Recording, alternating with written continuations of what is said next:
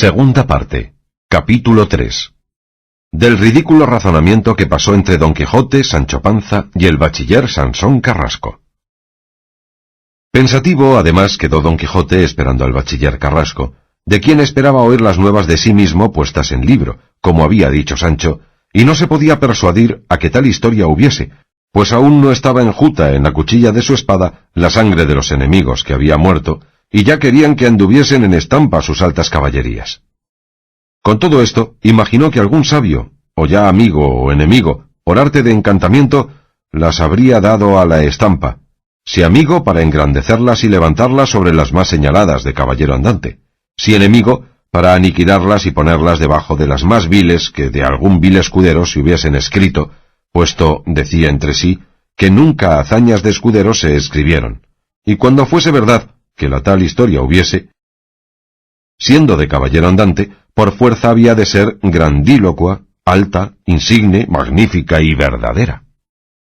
Con esto se consoló algún tanto, pero desconsolóle pensar que su autor era moro, según aquel nombre decide, y de los moros no se podía esperar verdad alguna, porque todos son embelecadores, falsarios y quimeristas.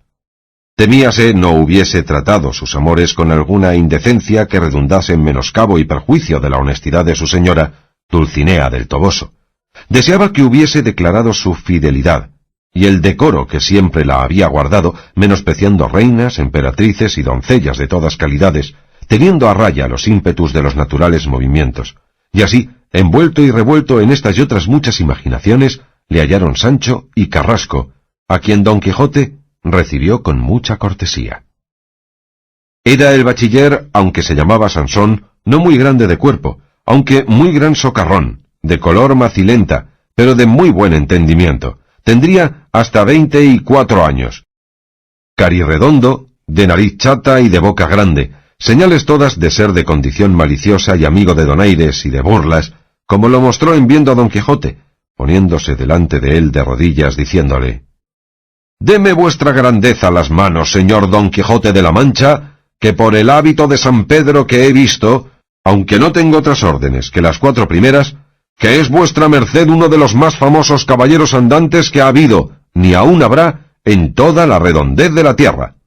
Bien haya Cide Hamete Benengeli, que la historia de vuestras grandezas dejó escritas, y re bien haya el curioso que tuvo cuidado de hacerlas traducir de arábigo en nuestro vulgar castellano para universal entretenimiento de las gentes».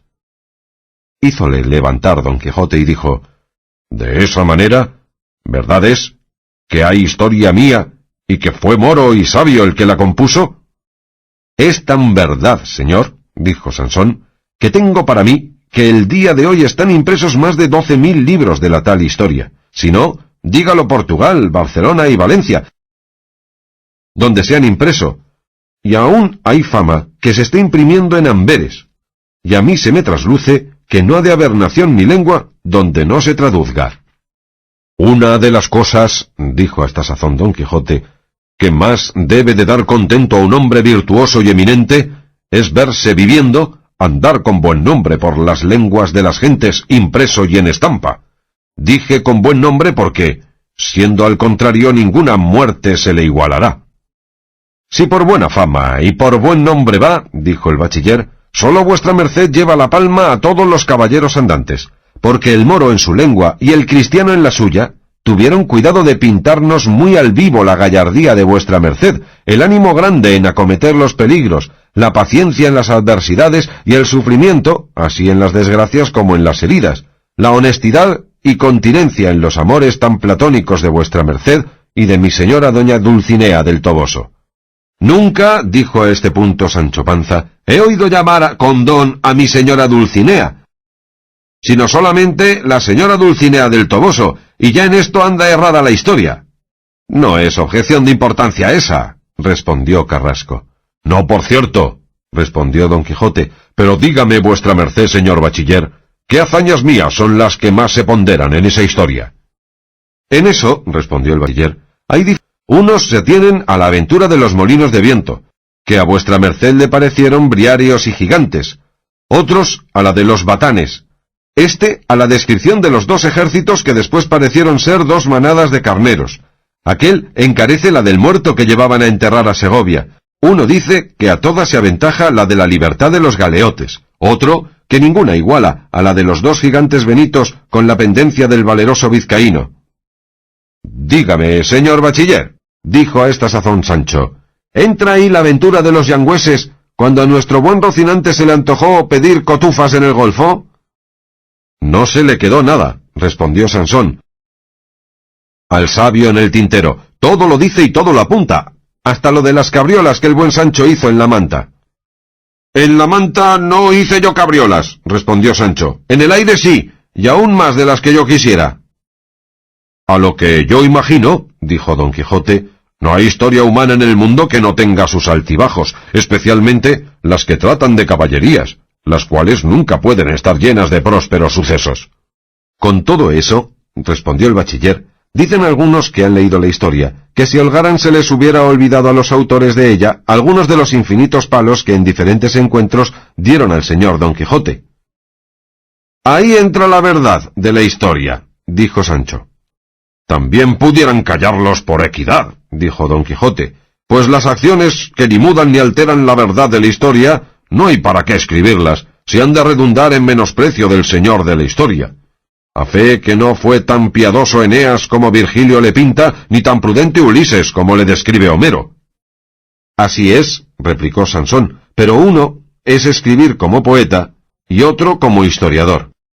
El poeta puede contar o cantar las cosas no como fueron, sino como debían ser, y el historiador las ha de escribir no como debían ser, sino como fueron, sin añadir ni quitar a la verdad cosa alguna».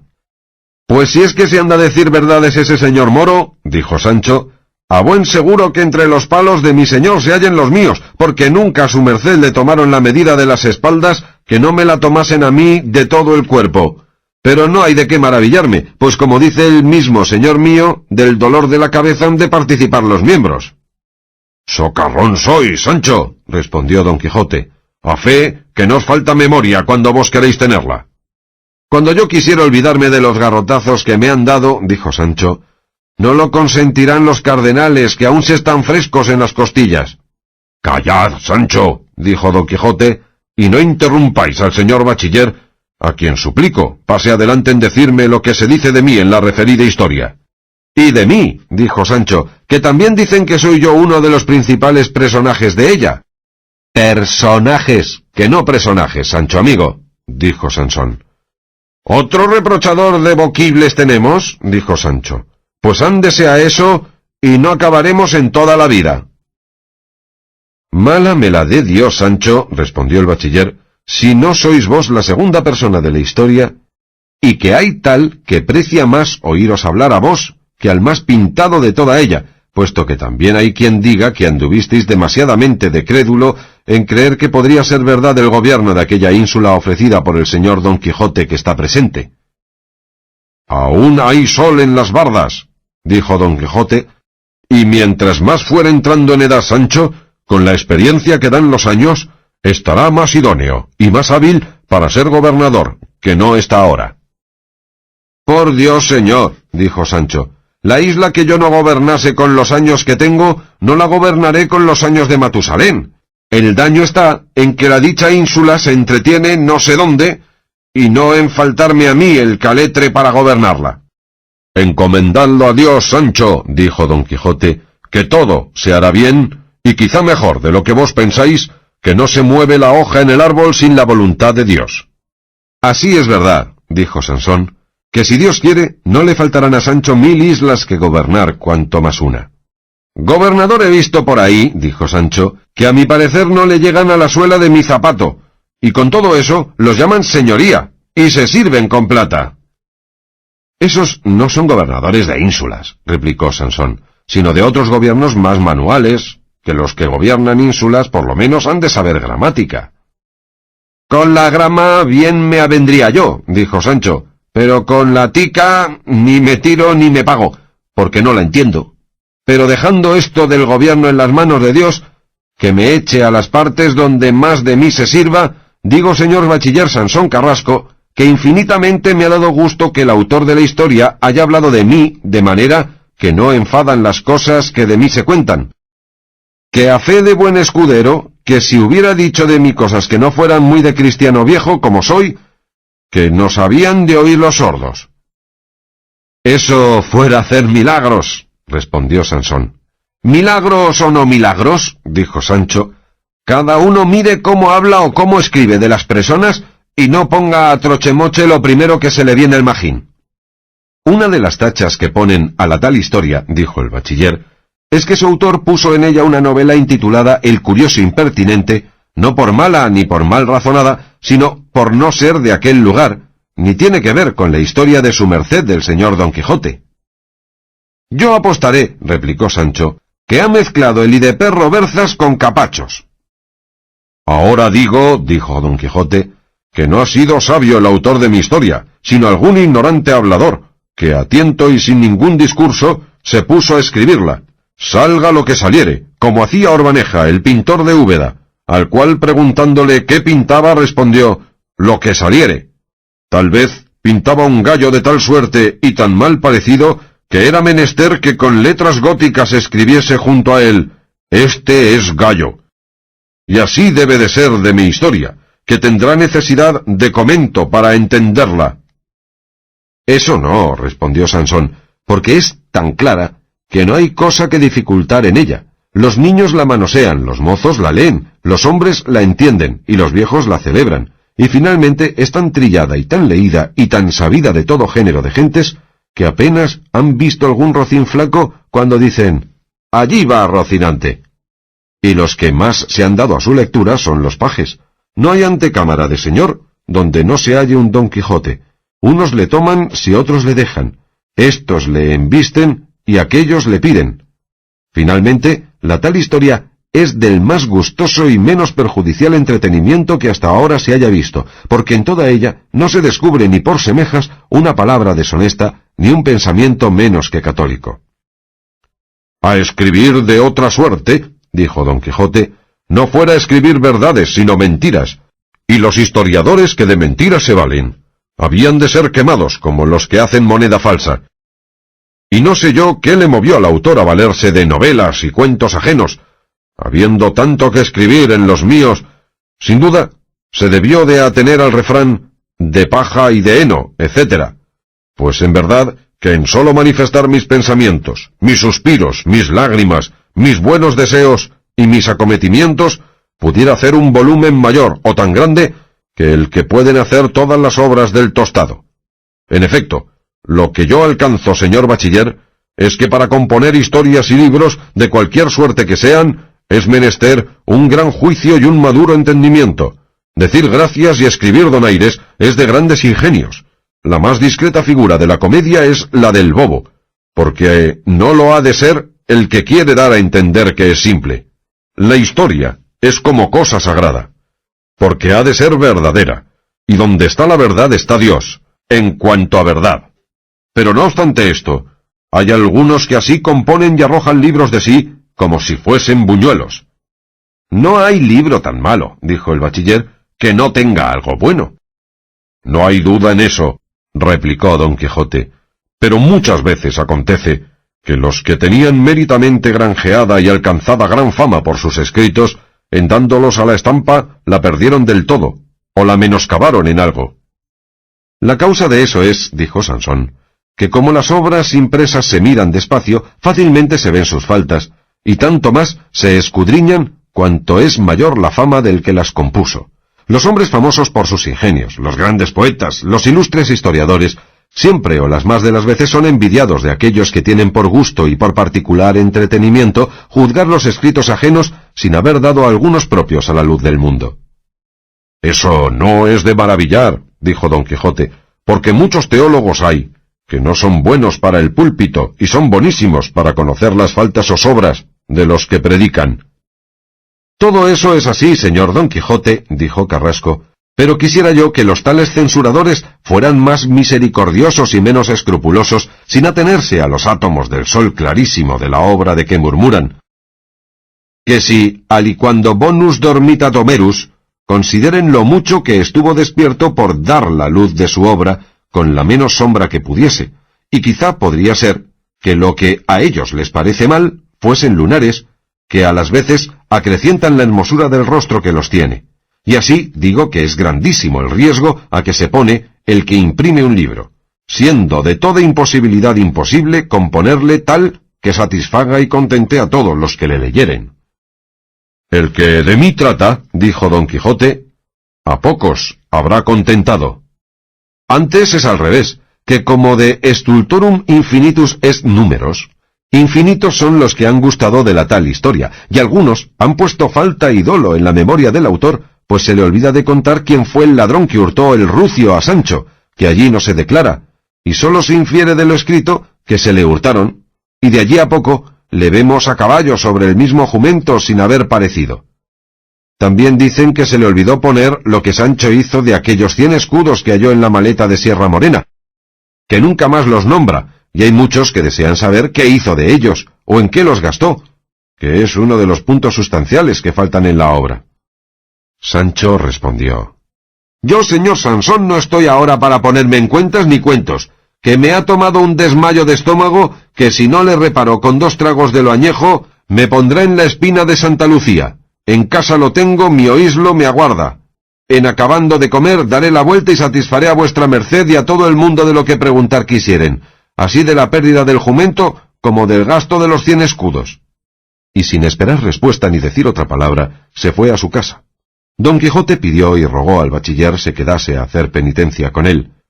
Tuvo el bachiller el envite, quedóse, añadióse al ordinario un par de pichones, tratóse en la mesa de caballerías, siguióle el humor Carrasco, acabóse el banquete, durmieron la siesta, volvió Sancho, y renovóse la plática pasada.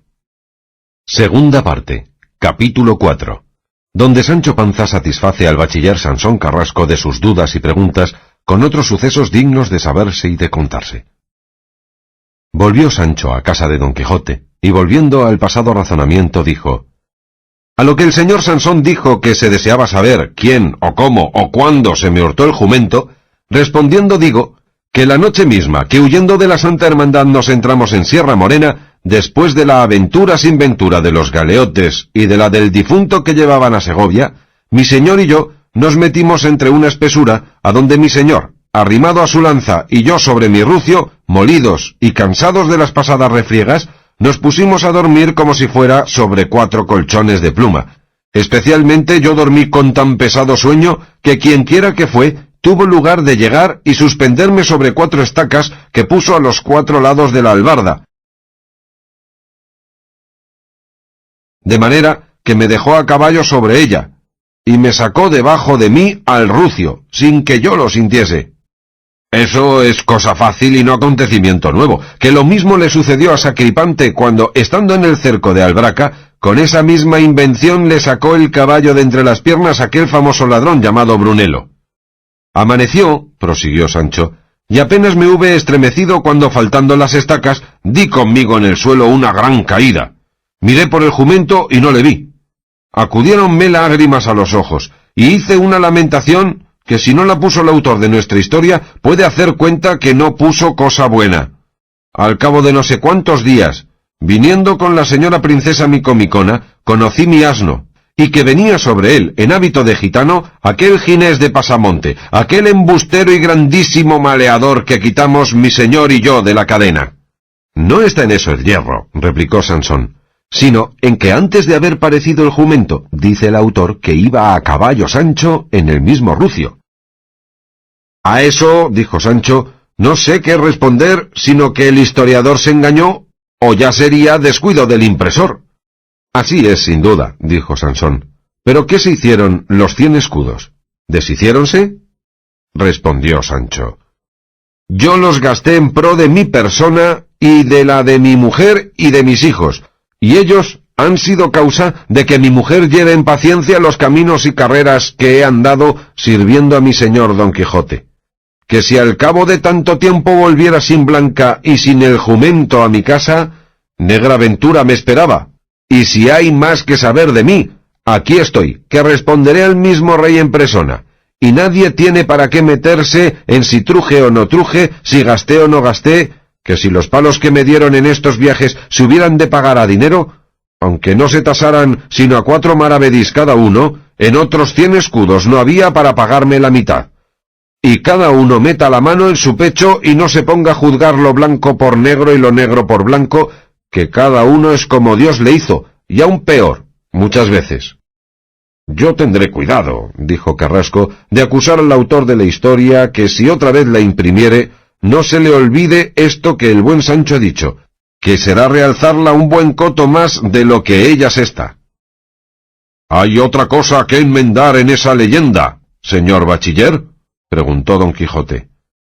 Sí debe de haber, respondió él, pero ninguna debe de ser de la importancia de las ya referidas.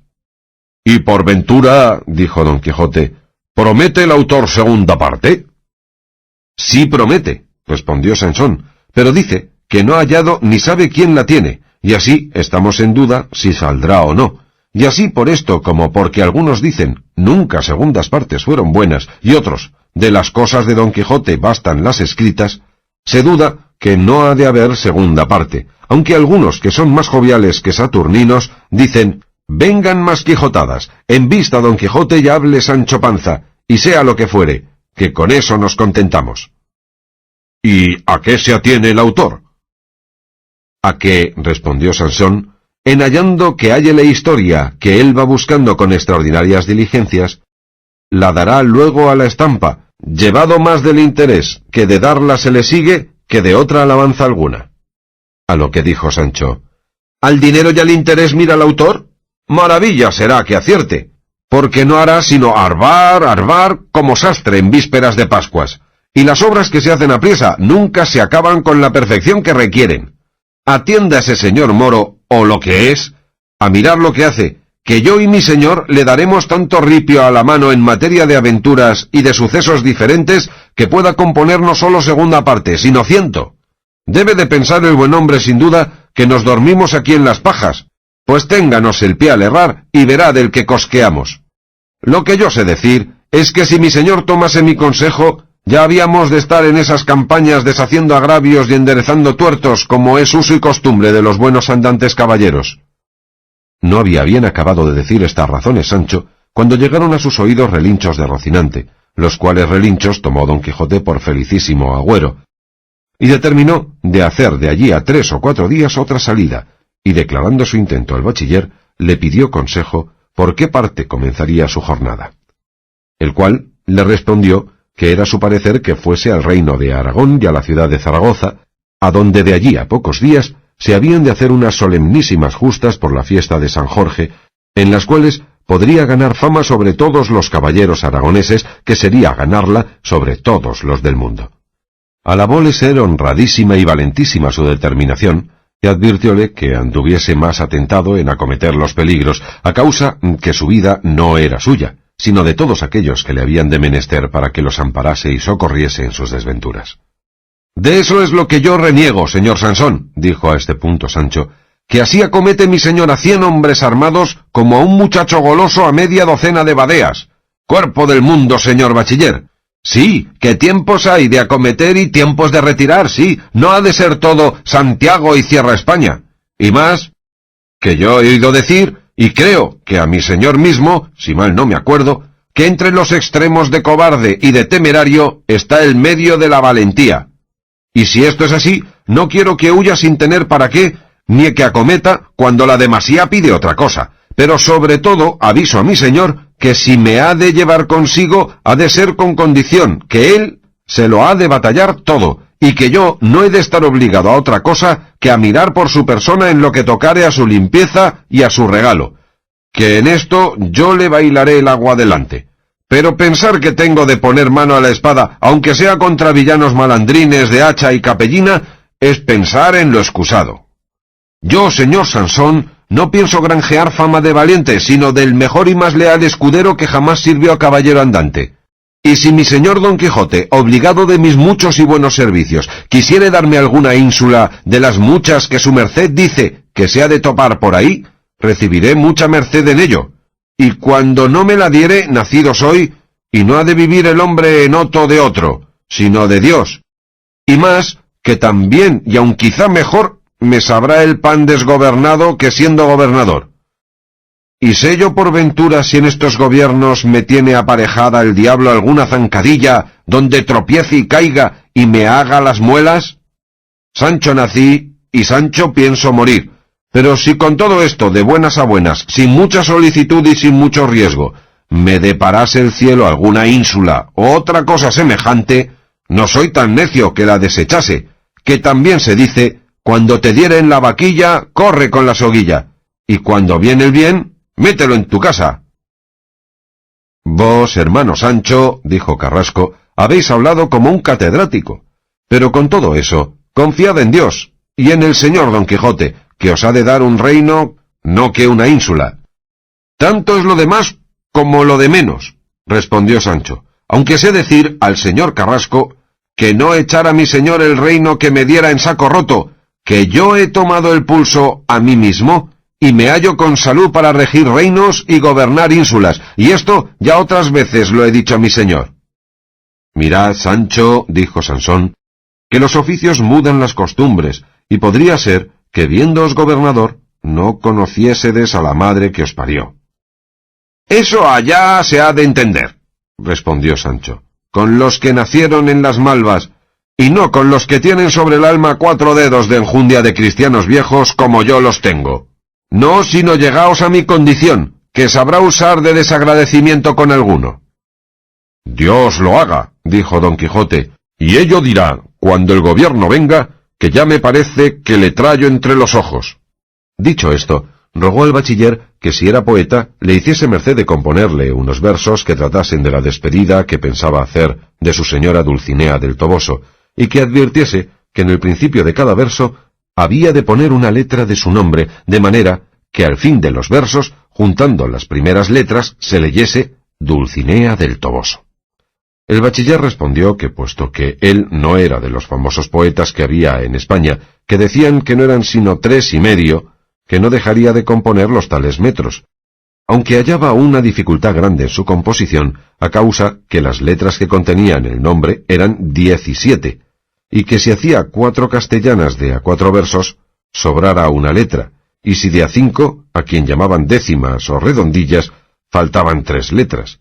Pero con todo eso procuraría embeber una letra lo mejor que pudiese, de manera que en las 4 castellanas incluyese el nombre de Dulcinea del Toboso. Ha de ser así en todo caso, dijo Don Quijote, que si allí no va el nombre patente y de manifiesto, no hay mujer que crea que para ella se hicieron los metros.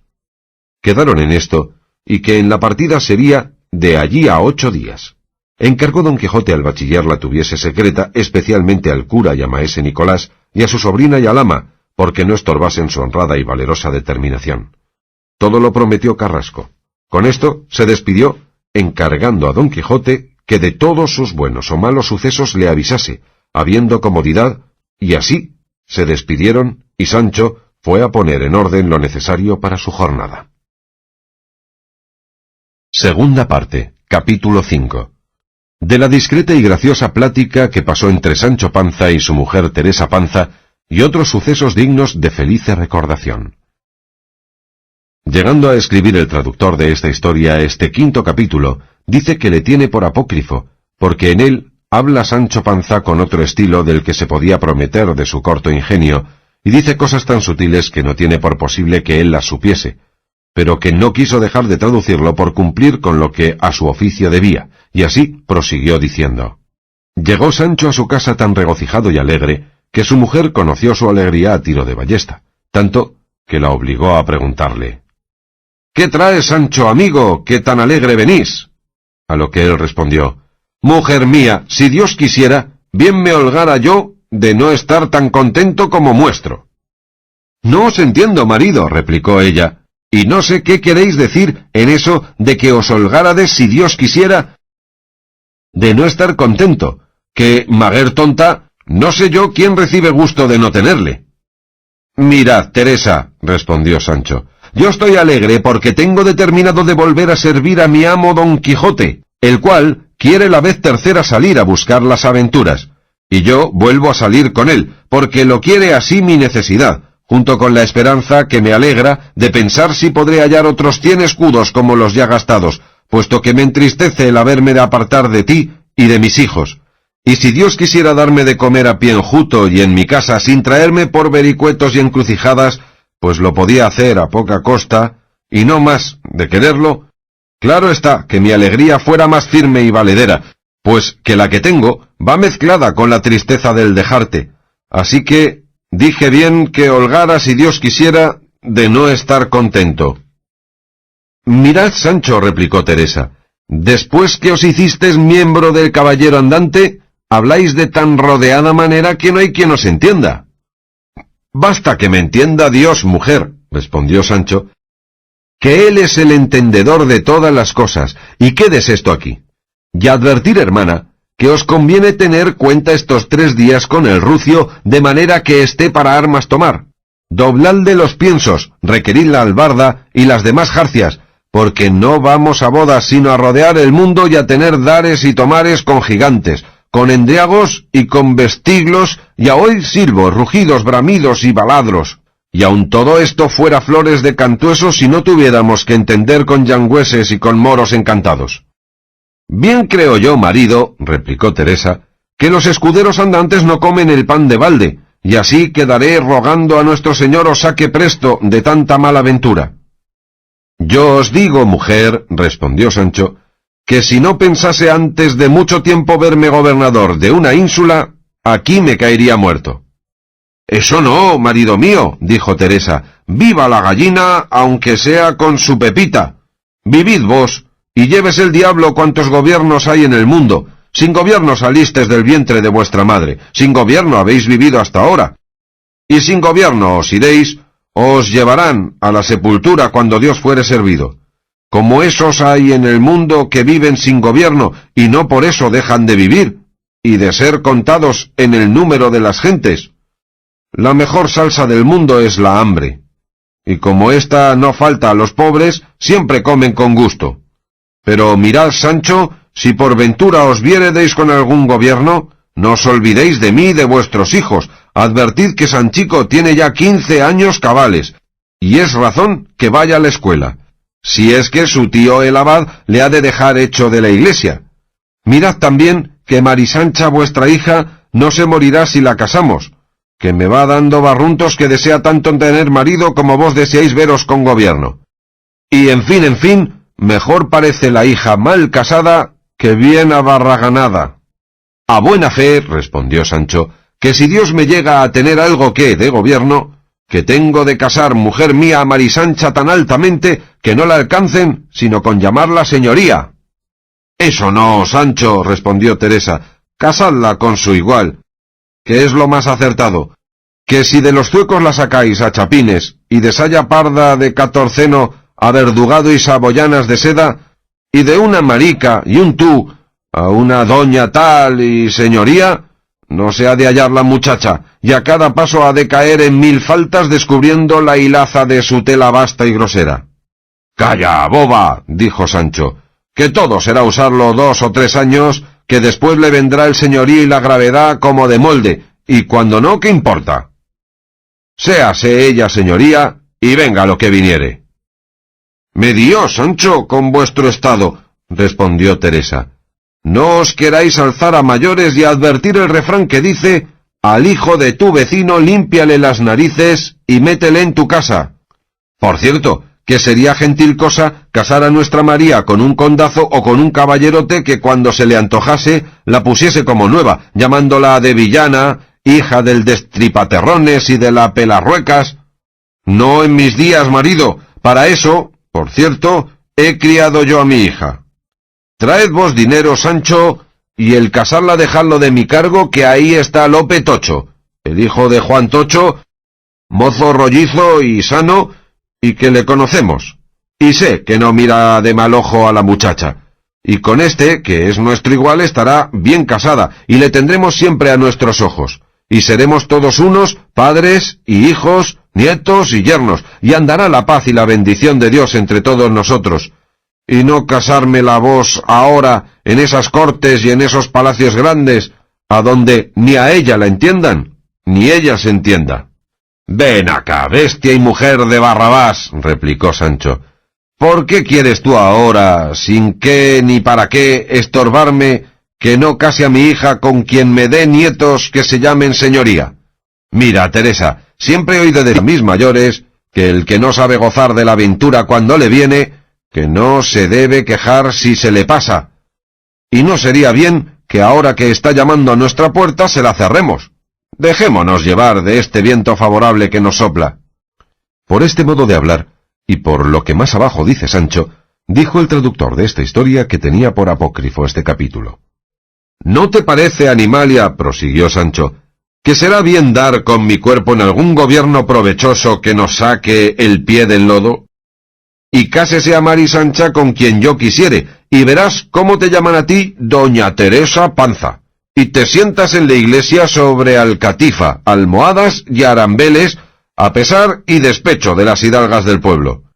No, si no estaos siempre en un ser, sin querer ni menguar, como figura de paramento. Y en esto no hablemos más, que Sanchica ha de ser condesa, aunque tú más me digas. ¿Veis cuánto decís, marido? Respondió Teresa. Pues con todo eso, temo que este condado de mi hija ha de ser su perdición.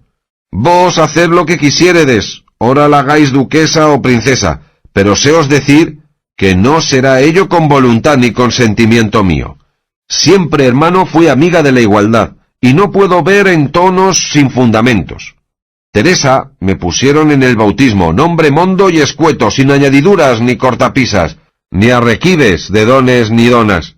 Cascajo se llamó mi padre, y a mí, por ser vuestra mujer, me llaman Teresa Panza, que a buena razón me habían de llamar Teresa Cascajo, pero allá van reyes do quieren leyes.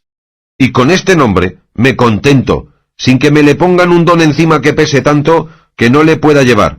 Y no quiero dar que decir a los que me vienen a andar vestida a lo condesil o a lo gobernadora, que luego dirán, mirad qué entonada va la paz puerca. Ayer no se hartaba de estirar de un copo de estopa, y iba a misa cubierta la cabeza con la falda de la saya en lugar de manto, y ya hoy va con verdugado, con broches y con entono, como si no la conociésemos. Si Dios me guarda mis 7 o mis 5 sentidos o los que tengo, no pienso dar ocasión de verme en tal aprieto. Vos, hermano, idos a ser gobierno o ínsulo, y entonaos a vuestro gusto, que mi hija, ni yo por el siglo de mi madre que no nos hemos de mudar un paso de nuestra aldea. La mujer honrada, la pierna quebrada y en casa, y la doncella honesta, el hacer algo en su fiesta.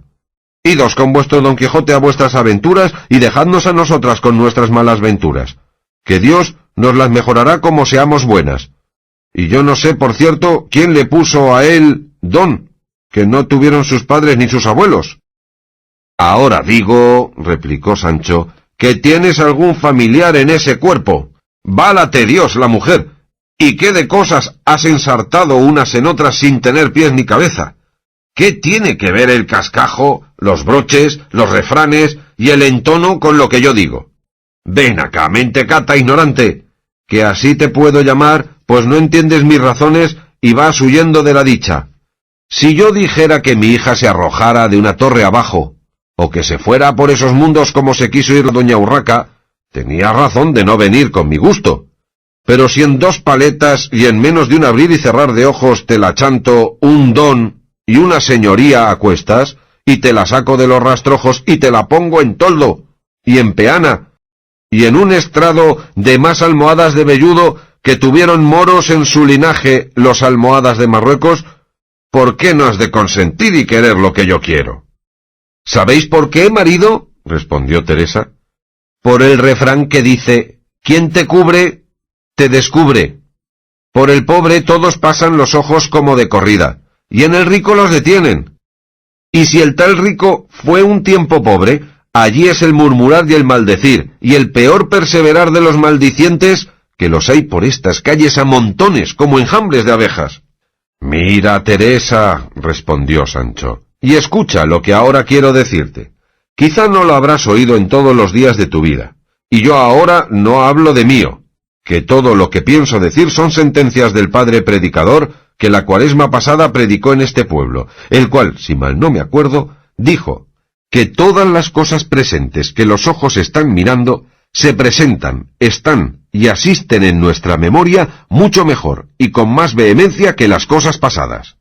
Todas estas razones que aquí va diciendo Sancho son las segundas por quien dice el traductor que tiene por apócrifo este capítulo, que exceden a la capacidad de Sancho, el cual prosiguió diciendo: de donde nace que cuando vemos alguna persona bien aderezada y con ricos vestidos compuesta y con pompa de criados, parece que por fuerza nos mueve y convida a que la tengamos respeto, puesto que la memoria en aquel instante nos represente alguna bajeza en que vimos a la tal persona, la cual ignominia, ahora sea de pobreza o de linaje, como ya pasó, no es, y sólo es lo que vemos presente.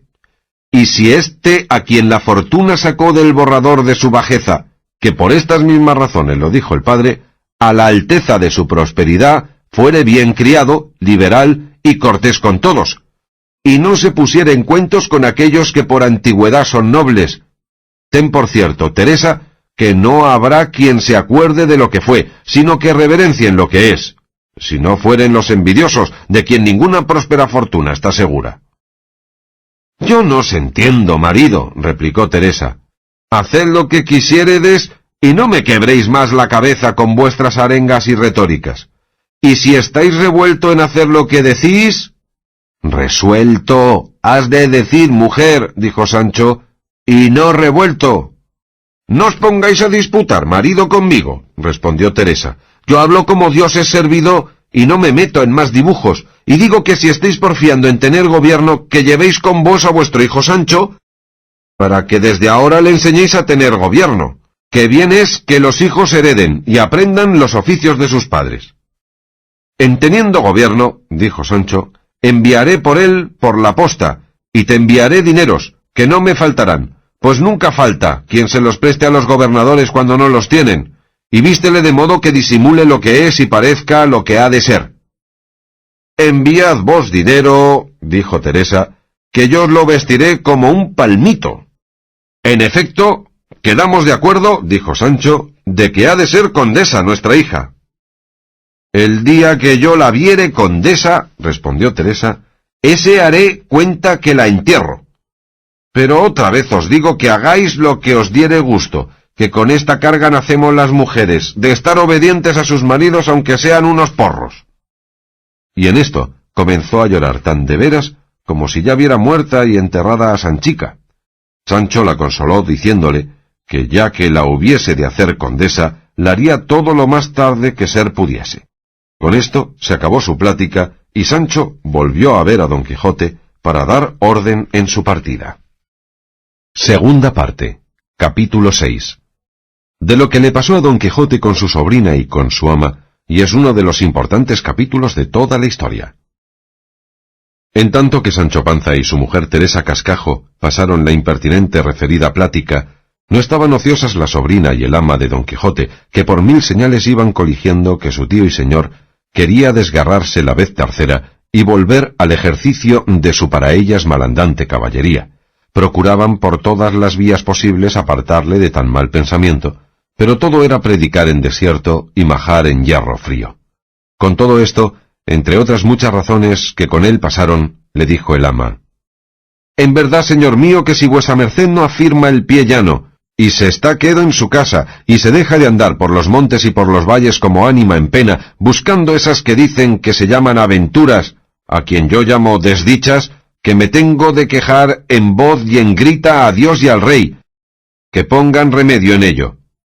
A lo que respondió Don Quijote: Ama, lo que Dios responderá a tus quejas, yo no lo sé, ni lo que ha de responder su majestad tampoco. Solo sé que si yo fuera rey, me excusara de responder a tanta infinidad de memoriales impertinentes como cada día le dan. Que uno de los mayores trabajos que los reyes tienen, entre otros muchos, es el estar obligados a escuchar a todos y a responder a todos, y así no querría yo que cosas mías le diesen pesadumbre. A lo que dijo el ama: Díganos, señor, en la corte de su majestad ¿no hay caballeros?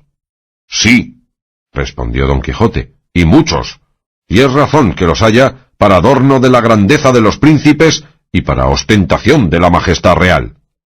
Pues ¿no sería vuesa merced, replicó ella, uno de los que a pie quedo sirviesen a su rey y señor, estándose en la corte? Mira, amiga, respondió don Quijote, no todos los caballeros pueden ser cortesanos, ni todos los cortesanos pueden ni deben ser caballeros andantes. De todos ha de haber en el mundo, y aunque todos seamos caballeros, va mucha diferencia de los unos a los otros, porque los cortesanos, sin salir de sus aposentos ni de los umbrales de la corte, se pasean por todo el mundo mirando un mapa, sin costarles blanca, ni padecer calor ni frío, hambre ni sed. Pero nosotros, los caballeros andantes verdaderos, al sol, al frío, al aire, a las inclemencias del cielo, de noche y de día, a pie y a caballo, medimos toda la tierra con nuestros mismos pies, y no solamente conocemos los enemigos pintados, sino en su mismo ser, y en todo trance y en toda ocasión los acometemos sin mirar en niñerías ni en las leyes de los desafíos, si lleva o no lleva más corta la lanza o la espada, si trae sobre sí reliquias o algún engaño encubierto, si ha de partir y hacer tajadas el sol o no, con otras ceremonias de este jaez que se usan en los desafíos particulares de persona a persona, que tú no sabes y yo sí. Y has de saber más, que el buen caballero andante, aunque vi a 10 gigantes que con las cabezas no sólo tocan, sino pasan las nubes, y que a cada uno le sirven de piernas 2 grandísimas torres, y que los brazos semejan árboles de gruesos y poderosos navíos, y cada ojo como una gran rueda de molino, y más ardiendo que un horno de vidrio, no le han de espantar en manera alguna, antes, con gentil continente y con intrépido corazón, los ha de acometer y embestir, y si fuere posible, vencerlos y desbaratarlos en un pequeño instante, aunque viniesen armados de unas conchas de un cierto pescado que dicen que son más duras que si fuesen de diamantes, y en lugar de espadas trujesen cuchillos tajantes de damasquino acero, o porras cerradas con puntas asimismo de acero, como yo las he visto más de 2 veces. Todo esto he dicho, ama mía, porque veas la diferencia que hay de unos caballeros a otros, y sería razón que no hubiese príncipe que no estimase en más esta segunda, o por mejor decir, primera especie de caballeros andantes, que según leemos en sus historias, tal la ha habido entre ellos, que ha sido la salud no sólo de un reino, sino de muchos. «Ay, señor mío», dijo a esta sazón la sobrina, «advierta vuestra merced que todo eso que dice de los caballeros andantes es fábula y mentira, y sus historias, ya que no las quemasen, merecían que a cada una se las echase un San Benito o alguna señal en que fuese conocida por infame y por gastadora de las buenas costumbres». «Por el Dios que me sustenta», dijo don Quijote, «que si no fueras mi sobrina, derechamente, como hija de mi misma hermana, que había de hacer un tal castigo en ti por la blasfemia que has dicho, que sonara por todo el mundo. ¿Cómo que es posible que una rapaza que apenas sabe menear 12 palillos de randas se atreva a poner lengua y a censurar las historias de los caballeros andantes? ¿Qué dijera el señor Amadís si lo tal oyera?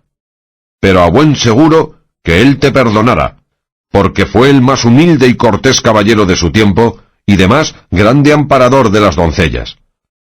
Mas tal te pudiera haber oído que no te fuera bien de ello, que no todos son corteses ni bien mirados, algunos hay follones y descomedidos, ni todos los que se llaman caballeros lo son de todo en todo, que unos son de oro, otros de alquimia, y todos parecen caballeros, pero no todos pueden estar al toque de la piedra de la verdad.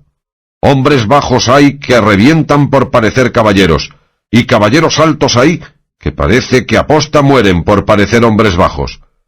Aquellos se levantan o con la ambición o con la virtud, estos se abajan o con la flojedad o con el vicio, y es menester aprovecharnos del conocimiento discreto para distinguir estas 2 maneras de caballeros tan parecidos en los nombres y tan distantes en las acciones. «Válame Dios», dijo la sobrina, «que sepa vuestra merced tanto, señor tío, que si fuese menester en una necesidad podría subir en un púlpito e irse a predicar por esas calles, y que con todo esto dé en una ceguera tan grande y en una sandez tan conocida, que se dé a entender que es valiente siendo viejo, que tiene fuerzas estando enfermo, y que endereza tuertos estando por la edad agobiado, y sobre todo, que es caballero no lo siendo, porque aunque lo puedan ser los hidalgos, no lo son los pobres». Tienes mucha razón, sobrina, en lo que dices, respondió don Quijote, y cosas te pudiera yo decir cerca de los linajes que te admiraran, pero no por mezclar lo divino con lo humano no las digo. Mirad, amigas, a 4 suertes de linajes, y estadme atentas, se pueden reducir todos los que hay en el mundo, que son estas. Unos que tuvieron principios humildes y se fueron extendiendo y dilatando hasta llegar a una suma grandeza. Otros que tuvieron principios grandes y los fueron conservando y los conservan y mantienen en el ser que comenzaron. Otros que aunque tuvieron principios grandes, acabaron en punta como pirámide, habiendo disminuido y aniquilado su principio hasta parar en nonada, como lo es la punta de la pirámide, que respecto de su base o asiento no es nada. Otros hay, y estos son los más, que ni tuvieron principio bueno ni razonable medio, y así tendrán el fin sin nombre, como linaje de la gente plebeya y ordinaria. De los primeros, que tuvieron principio humilde y subieron a la grandeza que ahora conservan, te sirva de ejemplo la casa otomana, que de un humilde y bajo pastor que le dio principio, está en la cumbre que le vemos. Del segundo linaje, que tuvo principio en grandeza y la conserva sin aumentarla, serán ejemplos muchos príncipes, que por herencia lo son, y se conservan en ella, sin aumentarla ni disminuirla, conteniéndose en los límites de sus estados pacíficamente. De los que comenzaron grandes y acabaron en punta, hay millares de ejemplos, porque todos los faraones y Ptolomeos de Egipto, los Césares de Roma, con toda la caterva, si es que se le puede dar este nombre, de infinitos príncipes, monarcas, señores, medos, asirios, persas, griegos y bárbaros, todos estos linajes y señoríos han acabado en punta y en nonada. Así ellos como los que les dieron principio, pues no será posible hallar ahora ninguno de sus descendientes, y si le hallásemos, sería en bajo y humilde estado. Del linaje plebeyo no tengo que decir, sino que sirve sólo de acrecentar el número de los que viven, sin que merezcan otra fama ni otro elogio sus grandezas. De todo lo dicho, quiero que infiráis, bobas mías, que es grande la confusión que hay entre los linajes, y que solos aquellos parecen grandes y ilustres, que lo muestran en la virtud y en la riqueza y liberalidad de sus dueños.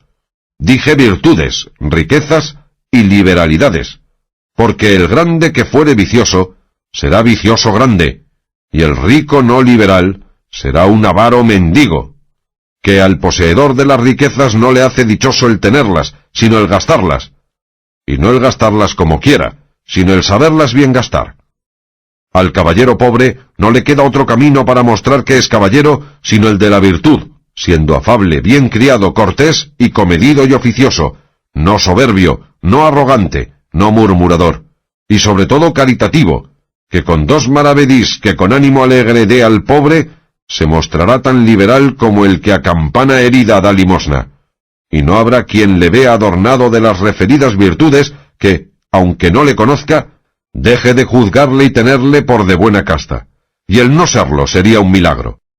Y siempre la alabanza fue premio de la virtud, y los virtuosos no pueden dejar de ser alabados. 2 caminos hay, hijas, por donde pueden ir los hombres a llegar a ser ricos y honrados. El uno es el de las letras, otro el de las armas. Yo tengo más armas que letras, y nací, según me inclino, a las armas, debajo de la influencia del planeta Marte, así que casi me es forzoso seguir por su camino, y por él tengo de ir, a pesar de todo el mundo. Y será en balde cansaros en persuadirme a que no quiera yo lo que los cielos quieren, la fortuna ordena, y la razón pide, y sobre todo, mi voluntad desea. Pues con saber, como sé, los innumerables trabajos que son anejos a la andante caballería, sé también los infinitos bienes que se alcanzan con ella, y sé que la senda de la virtud es muy estrecha, y el camino del vicio ancho y espacioso, y sé que sus fines y paraderos son diferentes, porque el del vicio, dilatado y espacioso, acaba en muerte, y el de la virtud angosto y trabajoso, acaba en vida, y no en vida que se acaba, sino en la que no tendrá fin, y sé, como dice el gran poeta castellano nuestro, que por estas asperezas se camina de la inmortalidad al alto asiento, do nunca arriba quien de allí declina. —¡Ay, desdichada de mí! —dijo la sobrina—, que también mi señor es poeta, todo lo sabe, todo lo alcanza. Yo apostaré que si quisiera ser albañil, que supiera fabricar una casa como una jaula. —Yo te prometo, sobrina —respondió don Quijote—, que si estos pensamientos caballerescos no me llevasen tras sí todos los sentidos, que no habría cosa que yo no hiciese, ni curiosidad que no saliese de mis manos, especialmente jaulas y palillos de dientes. A este tiempo llamaron a la puerta, y preguntando quién llamaba, respondió Sancho Panza que él era, y apenas le hubo conocido el ama, cuando corrió a esconderse por no verle, tanto le aborrecía. Abrióle la sobrina, salió a recibirle con los brazos abiertos su señor don Quijote, y encerráronse los dos en su aposento, donde tuvieron otro coloquio que no le hace ventaja al pasado. Segunda parte. Capítulo 7. De lo que pasó don Quijote con su escudero, con otros sucesos famosísimos. Apenas vio el ama que Sancho Panza se encerraba con su señor, cuando dio en la cuenta de sus tratos. Y imaginando que de aquella consulta había de salir la resolución de su tercera salida, y tomando su manto, toda llena de congoja y pesadumbre, se fue a buscar al bachiller Sansón Carrasco, pareciéndole que por ser bien hablado y amigo fresco de su señor, le podría persuadir a que dejase tan desvariado propósito. Hallóle paseándose por el patio de su casa, y viéndole, se dejó caer ante sus pies, trasudando y congojosa. Cuando la vio Carrasco con muestras tan doloridas y sobresaltadas, le dijo: —¿Qué es esto, señora ama? ¿Qué le ha acontecido, que parece que se le quiere arrancar el alma? —No es nada, señor Sansón mío, sino que mi amo sálese sin duda. —¿Y por dónde se sale, señora? —preguntó Sansón. —¿Hásele roto alguna parte de su cuerpo? —No se sale —respondió ella—, sino por la puerta de su locura. Quiero decir, señor bachiller de mi ánima, que quiere salir otra vez, que con esta será la tercera, a buscar por ese mundo lo que él llama aventuras, que yo no puedo entender cómo les da este nombre. La vez primera nos le volvieron atravesado sobre un jumento molido a palos. La segunda vino en un carro de bueyes metido y encerrado en una jaula, donde él se daba a entender que estaba encantado. Y venía tal el triste que no le conociera la madre que le parió, flaco, amarillo, los ojos hundidos en los últimos camaranchones del cerebro, que para verle devolver algún tanto en sí gasté más de 600 huevos, como lo sabe Dios y todo el mundo, y mis gallinas, que no me dejarán mentir. —Eso creo yo muy bien —respondió el bachiller—, que ellas son tan buenas, tan gordas y tan bien criadas que no dirán una cosa por otra si reventasen. En efecto, señora ama, no hay otra cosa ni sucedido otro desmán alguno, sino el que se teme que quiere hacer el señor don Quijote. —No, señor —respondió ella. —Pues no tenga pena —respondió el bachiller—, sino váyase enhorabuena a su casa, y téngame aderezado de almorzar alguna cosa caliente, y de camino vaya rezando la oración de Santa Apolonia, si es que la sabe, que yo iré luego allá y verá maravillas. —Cuitada de mí —replicó el ama—, la oración de Santa Apolonia dice vuestra merced que recé. Eso fuera si mi amo lo hubiera de las muelas, pero no lo ha sino de los cascos. —Yo sé lo que digo, señora ama. Váyase, y no se ponga a disputar conmigo, pues sabe que soy bachiller por Salamanca, que no hay más que bachillear —respondió Carrasco. Y con esto se fue el ama, y el bachiller se quedó luego a buscar al cura, a comunicar con él lo que se dirá a su tiempo. En él que estuvieron encerrados don Quijote y Sancho pasaron las razones que con mucha puntualidad y verdadera relación cuenta la historia. Dijo Sancho a su amo: —Señor, ya yo tengo relucida a mi mujer a que me deje ir con vuestra merced donde quisiera llevarme. —Reducida has de decir, Sancho —dijo don Quijote—, que no relucida. —Una o dos veces —respondió Sancho—, si mal no me acuerdo, he suplicado a vuestra merced que no me enmiende los vocablos, si es que entiende lo que quiero decir en ellos, y que cuando no los entienda diga: Sancho, o diablo, no te entiendo. Y si yo no me declarare, entonces podrá enmendarme, que yo soy tan fócil. —No te entiendo, Sancho —dijo luego don Quijote—, pues no sé qué quiere decir soy tan fócil. —Tan fócil quiere decir —respondió Sancho—, soy tan así. —Menos te entiendo ahora —replicó don Quijote. —Pues si no me puede entender —respondió Sancho—, no sé cómo lo diga, no sé más, y Dios sea conmigo. Ya caigo, respondió don Quijote, en ello. Tú quieres decir que eres tan dócil, blando y mañero, que tomarás lo que yo te dijere, y pasarás por lo que te enseñare. Apostaré yo, dijo Sancho, que desde el en principio me caló y me entendió, sino que quiso turbarme por oírme decir otras 200 patochadas. Podrá ser, replicó don Quijote. Y en efecto, ¿qué dice Teresa? Teresa dice, dijo Sancho, que ate bien mi dedo con vuestra merced, y que hablen cartas y callen barbas, porque quien destaja no baraja, pues más vale un toma que 2 te daré. Y yo digo que el consejo de la mujer es poco, y el que no le toma es loco. Y yo lo digo también, respondió don Quijote. Decid, Sancho amigo, pasad adelante, que habláis hoy de perlas.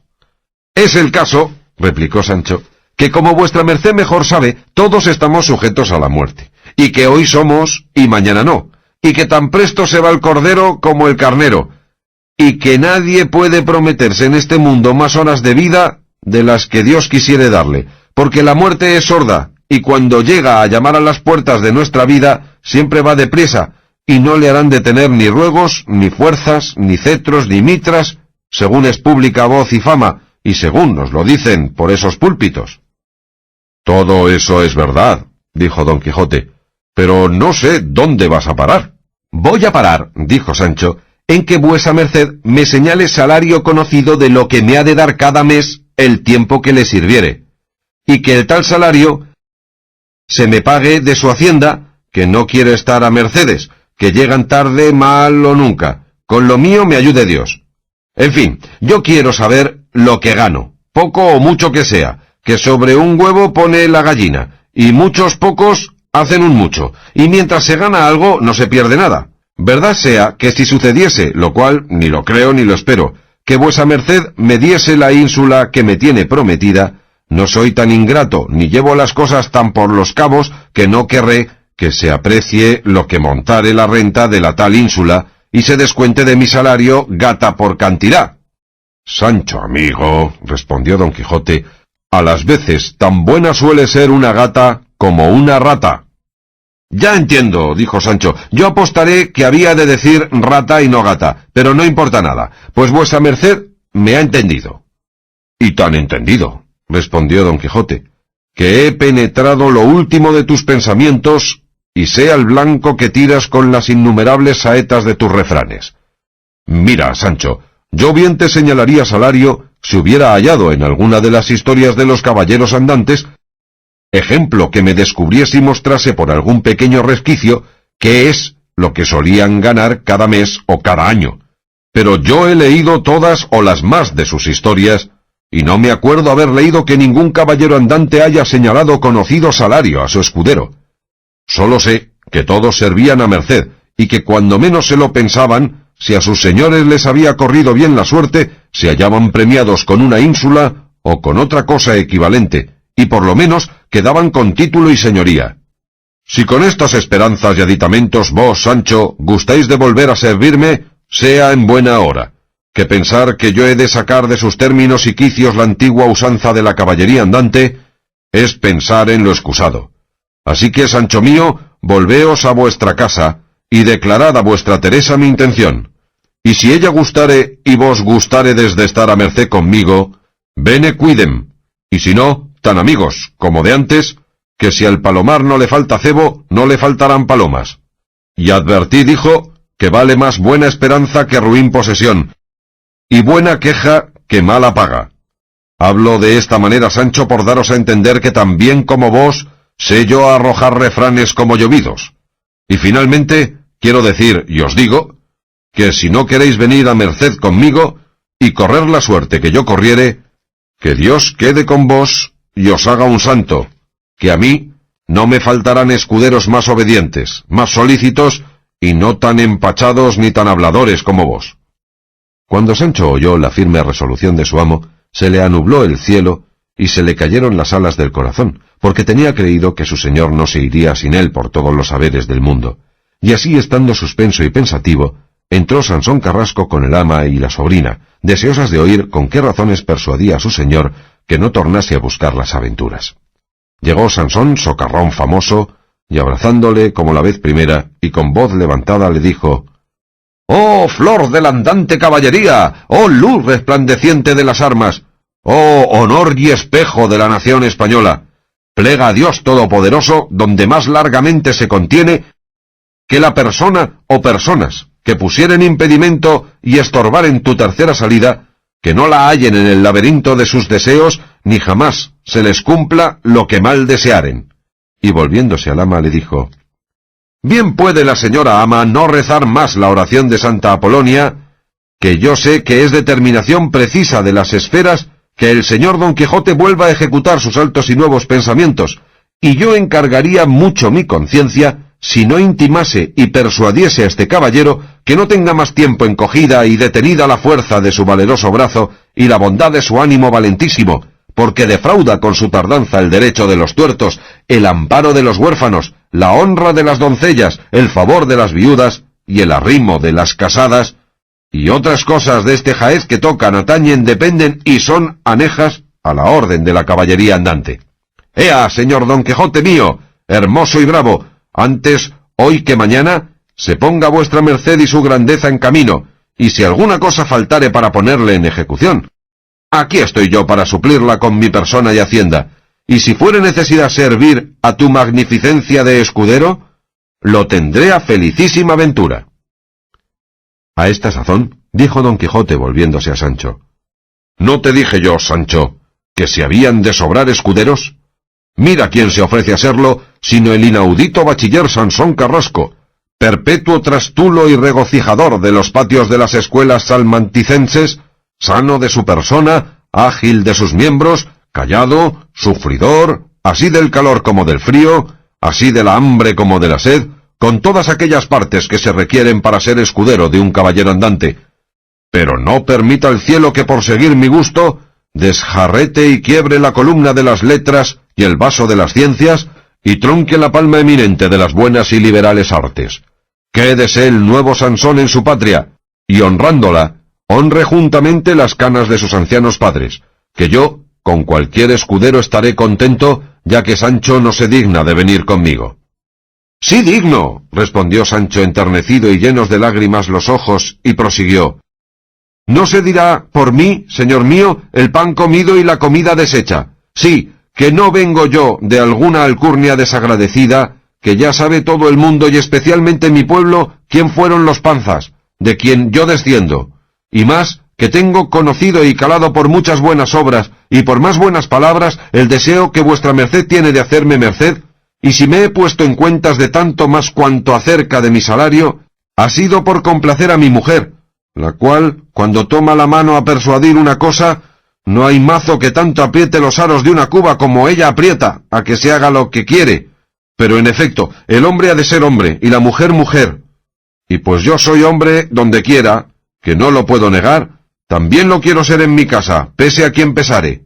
Y así no hay más que hacer, sino que vuestra merced ordene su testamento con su codicilo en modo que no se pueda revolcar, y pongámonos luego en camino, porque no padezca el alma del señor Sansón, que dice que su conciencia le lita, que persuada a vuestra merced a salir vez tercera por ese mundo, y yo de nuevo me ofrezco a servir a vuestra merced, fiel y legalmente, tan bien y mejor que cuantos escuderos han servido a caballeros andantes en los pasados y presentes tiempos».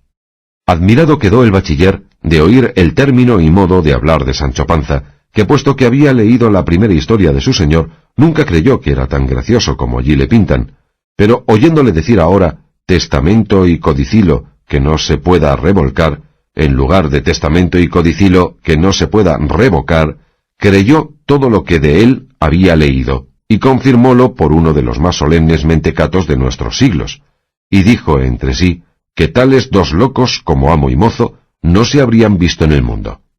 Finalmente, Don Quijote y Sancho se abrazaron y quedaron amigos, y con parecer y beneplácito del gran Carrasco, que por entonces era su oráculo, se ordenó que de allí a 3 días fuese su partida, en los cuales habría lugar de aderezar lo necesario para el viaje y de buscar una celada de encaje, que en todas maneras dijo Don Quijote que la había de llevar. Ofreciósela Sansón porque sabía no se la negaría a un amigo suyo que la tenía, puesto que estaba más escura por el orín y el moho que clara y limpia por el terso acero. Las maldiciones que las dos ama y sobrina echaron al bachiller no tuvieron cuento.